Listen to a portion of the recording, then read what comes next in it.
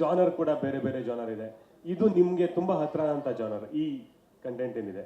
So ಈ ಬೇರೆ ಬೇರೆ ಜಾನರ್ಗಳ ಬಗ್ಗೆ ಹೇಳೋದಾದ್ರೆ, ಬೇರೆ ಬೇರೆ ಜಾನರ್ ಮಾಡೋದಕ್ಕೆ ನನಗೆ ಆ್ಯಸ್ ಎ ಆ್ಯಕ್ಟರ್ ಭಾಳ ಇಷ್ಟ. ನಾನು ಯಾವಾಗಲೂ ಹೇಳ್ತಾ ಇರ್ತೀನಿ, ಆ್ಯಂಡ್ ನಾವೆಲ್ಲ ಕೂತ್ಕೊಂಡು ಡಿಸ್ಕಸ್ ಮಾಡಬೇಕಾದ್ರೂ ಹೇಳ್ತಾ ಇರ್ತೀನಿ, ಆ್ಯಸ್ ಎ ಆ್ಯಕ್ಟರ್ ಬೇರೆ ಬೇರೆ ಕ್ಯಾರೆಕ್ಟರ್ಸ್ ಮಾಡಬೇಕು. ಬಟ್ ಕಮರ್ಷಿಯಲ್ ಸೆಟಪ್ಪಲ್ಲಿ ಇರೋದ್ರಿಂದ ನಾವೆಲ್ಲ ಕೊನೆಗೆ ಏನು ಮಾಡ್ತೀವಿ ಅಂದರೆ ಬಾಕ್ಸ್ ಆಫೀಸಲ್ಲಿ ಏನು ಬಂತು ಅಂತ ನೋಡ್ತೀವಿ.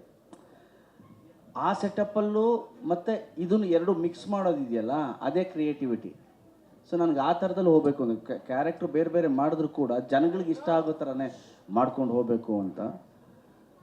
ಈಗ Pinaka, your sincerely Ram and ನನ್ನ ಮತ್ತು ಶ್ರೀನಿವಾಸ ರಾಜು ಅವರ ಸಿನಿಮಾ, ಆಲ್ಮೋಸ್ಟ್ ಶ್ರೀನಿವಾಸ ರಾಜು ಅವ್ರದ್ದು ನಂದೇನು ಕಾಂಬಿನೇಷನ್ ಇದೆ, ಸಮೃದ್ಧಿ ಮಂಜು ಅವ್ರದ್ದು, ಅದು ಆಲ್ಮೋಸ್ಟ್ ಕಂಪ್ಲೀಟ್ ಡಬ್ಬಿಂಗ್ ಮುಗಿದಿದೆ, ಎಲ್ಲ ಮುಗಿದಿದೆ. ಆದಷ್ಟು ಬೇಗ ವಿಲ್ ಅನೌನ್ಸ್ ಎವ್ರಿಥಿಂಗ್.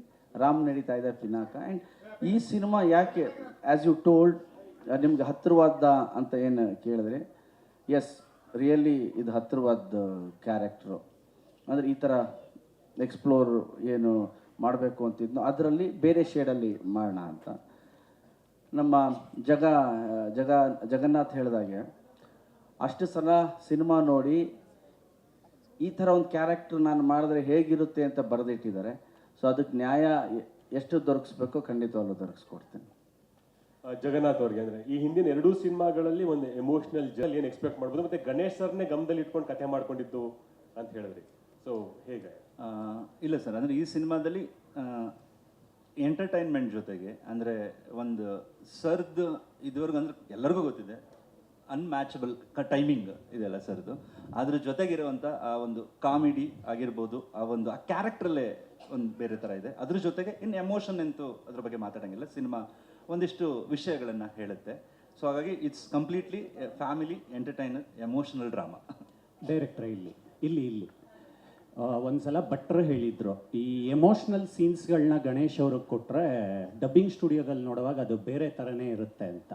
ಸರ್ಪ್ರೈಸ್ಗಳು ಶೂಟಲ್ಲಿ ಒಂದಾಗಿರುತ್ತೆ, ಡಬ್ಬಿಂಗ್ ಸ್ಟುಡಿಯೋದಲ್ಲಿ ಒಂದು ಕಾಣುತ್ತೆ ಅಂತ. ಈ ಥರ ಕ್ವಾಲಿಟಿಗಳನ್ನ ನೀವು ಹೇಗೆ ಎನ್ಕ್ಯಾಶ್ ಮಾಡ್ಕೊಳ್ತೀರಾ?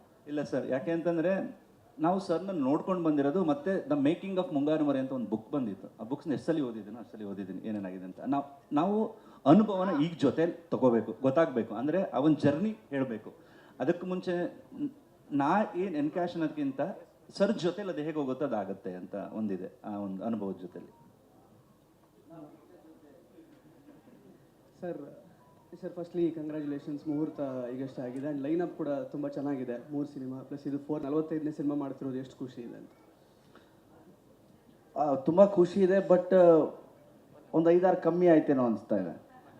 ರಿಯಲ್ ಇದು ನಾನು ನಿಜ ಹೇಳ್ತಾ ಇದ್ದೇನೆ, ಒಂದು 5-6 ಕಮ್ಮಿ ಆಯ್ತೇನೋ. ಬಿಕಾಸ್ ಇನ್ ಬಿಟ್ವೀನ್ ಸ್ವಲ್ಪ ಡಿಲೇ ಮಾಡಿದೆ.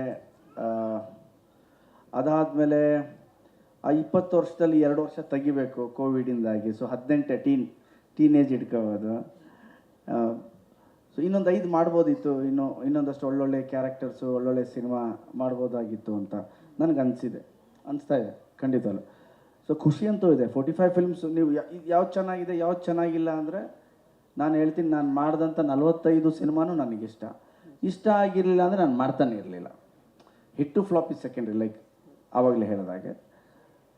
ಖುಷಿ ಇದೆ. So I want to do more cinemas. And as a ಇಂಡಸ್ಟ್ರಿಯಾಗಿ ಯೋಚನೆ ಮಾಡಬೇಕು ಅಂದರೆ ಫಿಲ್ಮ್ಸ್ ತುಂಬ ಕಮ್ಮಿ ಬರ್ತಾ ಇದೆ.